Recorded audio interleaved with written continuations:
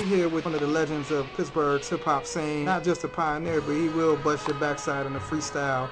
Right about now, you know what I mean, you throw the beat on, and of course, he's the, I guess, founder, you would say, of a series called Weapons of Mass Production, man, that's really kind of set it off here in Pittsburgh, man. Got a lot of producers really known in the city, man, and all over the country. The world famous Boka, you want to say what's up, man, to the people? What's good? Boka right at you. Hey, man, just doing my thing, Weapons of Mass Production. Big thing. Let's start there, man. What, I guess, birthed the idea, man, for Weapons of Mass Production in your mind? Because, you know, when you think about battles, of course, MC battles, breakdance battles, DJ battles. But production battles was something that has never really been something that I've seen or heard of until you did it with Weapons of Mass Production. What brought that to your mind? Well, I used to do hip-hop shows where I would get groups and they would perform and compete. The event that I did was called Lyrical Mayhem.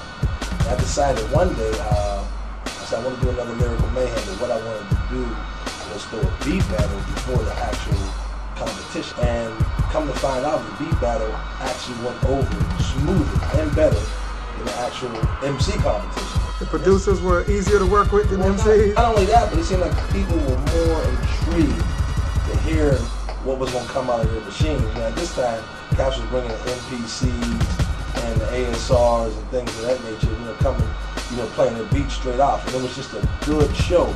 I didn't have a theme for it at the time, but people were really embracing it. So I said maybe 5-6 years later, I was like, you know what, I'm going to start doing this again, because I seen how prevalent the producers were becoming in hip-hop. True. You know what I mean? They were becoming like actually bigger than the MCs, you know? Absolutely. Right. So I said, well, you know what, since everybody is so focused on beats and production, who did that beat? Who did that beat? I said, you know what, let me bring this back. So I gave it the theme Weapons of Mass Production, because at this time, George Bush was looking for Weapons of Mass Production. So I took that theme, flipped it around, said Weapons of Mass Productions, and from that point on, man, it's been bananas ever since, you know? Describe, like, that first scene when you first put it together and how everything turned out. Pittsburgh was kind of unfamiliar with it. So what happened is that when I punched up the flag and said I'm going to do a beat battle, people were like, beat battle? Oh, this is crazy. What's this going to be?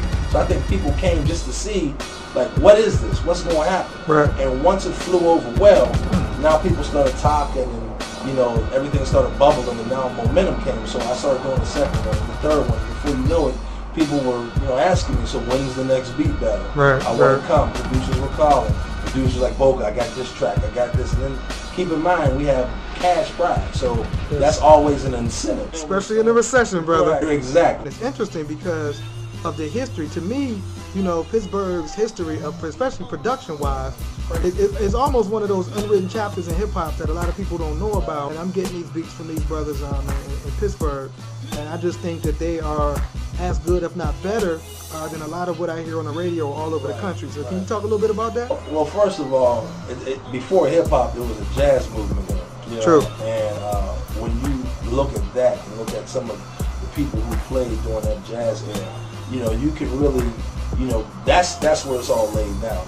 So now, you know, decades later, you know, here we have hip-hop. We're talking about people like Sam Snead, who went out to Dr. Dre, who cultivated the West Coast sound. True. We have Mailman, who went out there and pioneered and cultivated the West Coast sound. So it's not no secret, you know. I mean, you got Butter, who went out there and did the West Side Connection, things like that. So the producers, you know, in Pittsburgh are for real. I mean, the artists are real, but I'm saying specifically the producers, it's a different sound because we're influenced by everything. New York, down south, West Coast. So the sound naturally is going to be different because we listen to everything. True, true. Now, have producers came to Weapons of Mass Production kind of on an unknown level and then came out of it with a lot of recognition in terms of getting put on this stage?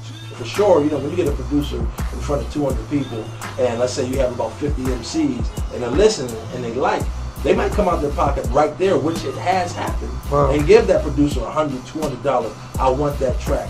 You know, let's get in the studio, let's work. So yeah, it has been beneficial for all the producers. Now, for those who don't know, you're an MC. You know what I'm saying? One of the illest, definitely, that I've heard. So if you had like one producer that, you know, you would choose to make your album, your definitive Boka's album, you know what I mean, your life stories theme, who would you choose and why? Of course, you know, Timberland is a monster. We ain't gonna front right there. I'm sure you can go into the studio with Timberland. He can create you something that is so distinctive. You know, where you be like, how did you just create this? What is it about Timberland's drum style? Game. The drum game? The drum game is ridiculous. Timberland can take this and this. Okay. And mix that, put that in Pro Tools. He will. I mean, and before you know then he'll get you like scraping your shoe on the ground, like. Now guess what? It's 12:30, high school, 10th grade at the kitchen at the lunch table. I like Timberland, but keep in mind, I mean, I love the RZA. I love production. So I can't say there's one producer because I like a producer who steps out of the box and does what the other producers will not do. Theirs to do something different. That's the producer I'm dealing with because I produce, and that's what I do.